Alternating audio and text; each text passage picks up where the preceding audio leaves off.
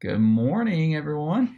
I wanted to walk through analyzing an investments, and I want to do this as a way of blessing and guiding people well. So let's jump in and start. This is a property that, as of today, on April 3rd, 2020, was available. And it actually has been on the market for several days before, but it was part of a package listed at 1.1 million. And so the listing agent or the seller has revised, and they have decided to list it separately as well. So this is a triplex in Gatewood that, let me back up. You've got an up and down duplex, so one unit on the bottom, one on the top, and a garage apartment. And so let's quickly run through the pictures, and then anyways, just to give you a sense of the quality of the place. So you'll notice no window unit air conditioners observable outside. You've got a 3-car garage with an apartment above it, which means that apartment is somewhere close to 800 to 950 square feet. And then you've got granite countertops here and relatively new looking cabinets. So you have some level of updates and modernization. So let's go down here and pull this. It says the property has numerous updates. All 3 units are presently leased, far under current market rent rates. We'll see about that. Each 816 square foot 2-bed 1-bath unit is only leased at $950 per month, and the stunning 672, that's interesting, 1-1 apartment is $850 per month. So we're going to call that $950, $950, and $850. So we're going to hop over here to my little worksheet that I'm going to send you, and we're going to say 950 plus 950 plus 850. If I could type, that would be better, wouldn't it? All right. So appraised value. Let's assume that this is just a standard retail deal. We're going to buy it for list price, and it's going to appraise for list price. So we're going to buy it for $349, and it's going to appraise for $349. Holy moly. All right. So we bought it for $349. It's going to appraise for $349, and then this is 2,304 square feet. So 2,304 equals 151 a square foot. Monthly rent is 2,750. Vacancy factor, let's factor 5%. Annual inflation, let's leave it at 3. All right, now let's go over here. Percent down. So let's say you're going to do a 15% down rental loan, like a construction loan, because you want to hold it. Maybe you want to add some value to it within the first year as vacancies come, or whatever you might find. And then you're going to say, okay, 5.75% over a 25-year term. So this is an example of a loan you might use here. And what I want to do is I want to get a sense of how the leverage assumptions affect our bottom line. And then over here on expense assumptions, the best thing we can do is pull expense assumptions from here. Where's our tax? Our tax is $3,150. So let's make sure that this is tracking. Yep, that sounds fair. HOA per month, there's no HOA here.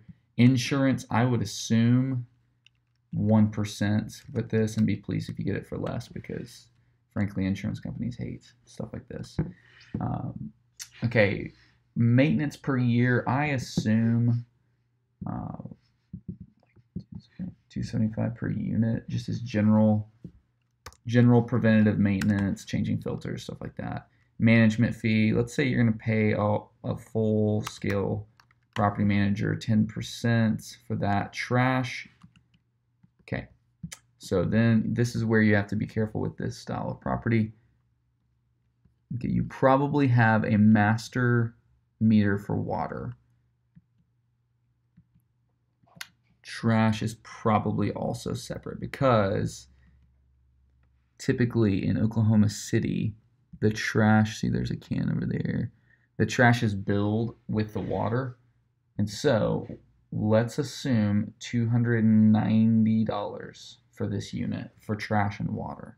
If it's OKC and they're not using dumpsters, which I didn't see a dumpster, then you're probably good with that assumption. But let's say 290 utilities per month. You shouldn't have any other utilities. You shouldn't have any PMI with this style of loan. So, all right, let's jump back in. So we've set our leverage assumptions. We've set our CapEx. Let's assume that we have $1,000 per year of CapEx. That's going to be a water heater. Oh, let's call it $1,400. That's a water heater going out in every one of your units every year for the first couple of years. We're paying our property taxes and factoring that in. We've got no HOA. We're factoring in insurance, preventative maintenance, full-scale management, and our trash and water. All right, so let's jump down and see what that says. All right, so this is basically a spreadsheet version of how to calculate net operating income and then calculate cash flow. So you start with your cash in. So column A and B here look at an annual perspective, and then D is onward. It's going to break it down into monthly. So let's look at this. So monthly, you're going to have $2,750 coming in. So it's a total income of $2,750. Then you're going to factor in vacancy, because while it's not vacant right now, you know for sure it will be eventually. And that gives you an effective gross income once you've discounted for vacancy of $2,613. There's no HOA. There's a 10% management fee, which equals $275 minus your utilities, your taxes, your insurance, and your maintenance spits out total expenses of $1,215, which when you subtract that from your effective gross income spits out your net operating income of $1,397. So that's your NOI. So in commercial real estate or in, you can use it on single family houses, but typically when you cross 4 units, cap rates or capitalization rates are a really important number, and this net operating income is directly tied to your cap rate, or it goes hand in hand with your cap rate in determining the value of a property. But for right now, we're looking at how this property will perform. So you've got $1,397 as your net operating income, and so we're not withholding income taxes from that, so you're just subtracting out principal and interest. And then your principal and interest total $1,866, and there you see the problem. So now your cash after debt is, in parentheses, that's a negative. You're losing $470 a month from this property. So on an annual basis, you're losing $5,630 a year. And then this bottom sheet, you've got your 10-year income statement. So that's looking at annual cash flows and how they should increase with appreciation, your vacancy assumptions. And so it's just going to spit out all these things over time. So as you look at this, like, all right, look at this 10th year projection here. Your cash on cash return is nearing 0%. So if you held this thing for long enough, it would eventually break even and become a positive investment. But you're looking at hemorrhaging money for a very long time on a property like this. Now, the things you can do, you can say this is going to be amortized over 30 years. Let's see what impact that has. All right, now we're losing less money per year, and our cash on cash is actually positive starting in year 9. Okay, let's say I'm going to self-manage. So there are many things that go into that assumption, but let's say I'm going to self-manage.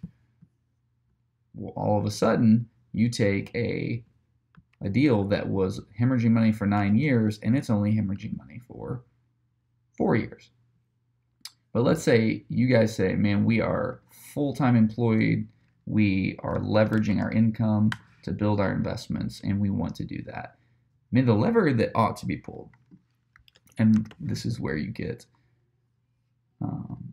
this is the sticking point with a lot of sellers, is they don't understand this aspect of investments. So we're going to take that, we're going to take assume that our assessed value is the same. Assume the appraised value is the same because, now let's assume it's 325. All right, now let's see what happened. So all we did is we brought that purchase price down from 350 to 300. And now we're much closer to a break even. And then assuming management, we're positive in year 6. So man, all right, let's say you hold this thing on a conventional mortgage. So that's going to be 25% down, but it's going to be at like I think it's 4.5 yesterday. That's a 30-year. All right, look at that.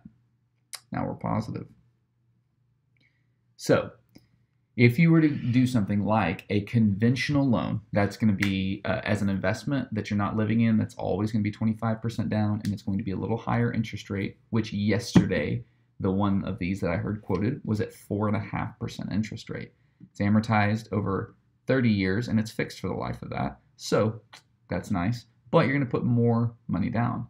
So what that's going to do is it's going to hit your cash, i.e. your cash flow, and it's going to make it positive.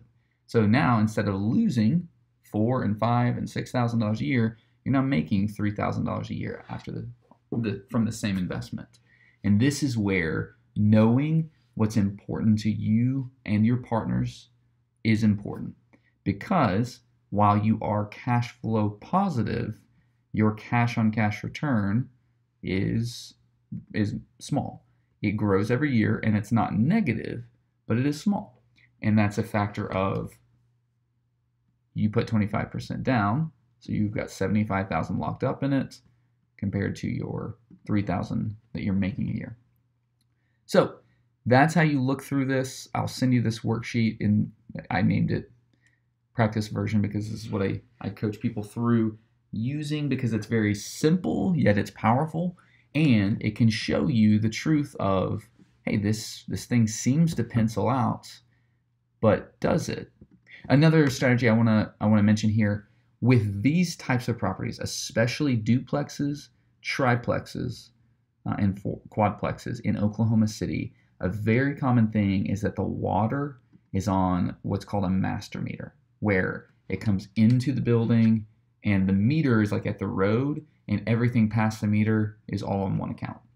It's usually pretty expensive to split it and have it such that each unit has a separately read meter, but you can institute a system called like billbacks or rubs, where you bill the water to each property. What I do on my personal duplexes, triplexes, and fourplexes that have master meters is I just assign a monthly value, and it's usually $40 a month, because that's what I feel is just like a very common sense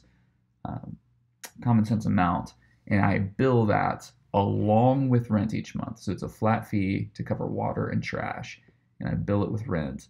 And so I say, okay, the rent is $850 a month plus a $40 water and trash bill that I will collect at the time of rent. People typically don't have any problem with it, and it helps offset this.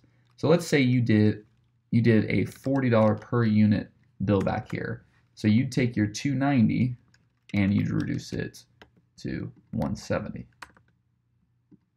Yeah, so $170. So let's see, we were looking at making $200 a month, but now that one thing, it increased our cash after debt to by $120 a month, and then that hits your cash on cash return. So now by year 7, you're above a 10% cash on cash return. And the point I wanted to make with that is basically when you see this cash flow statement, every line here, like every single line, except for the summary lines, like net operating income, is an opportunity to optimize. So yeah, you can reduce your management fee. You can self-manage. There are costs associated with all of that, so be aware of that. You can offset your utility costs. You can try to reduce your tax. You can definitely optimize or reduce your insurance costs. You cannot do preventative maintenance. But every single one of these things is an opportunity to optimize. And then down here on principal and interest, the shorter term your loan is amortized over, the more these are going to be each month. The longer term, the less it's going to be each month. The higher your interest, the higher the percentage of this total payment goes to interest. All those things. So as you get more well versed in investments, I want you to begin to think like this. How can we optimize every aspect of our operations? And what I found is if you do that and you're committed to delivering excellent service and value and treating every single tenant and person with dignity, it all pencils out and it turns out well for you.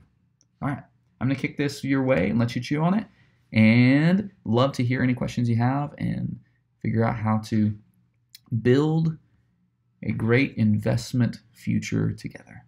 Have a blessed day.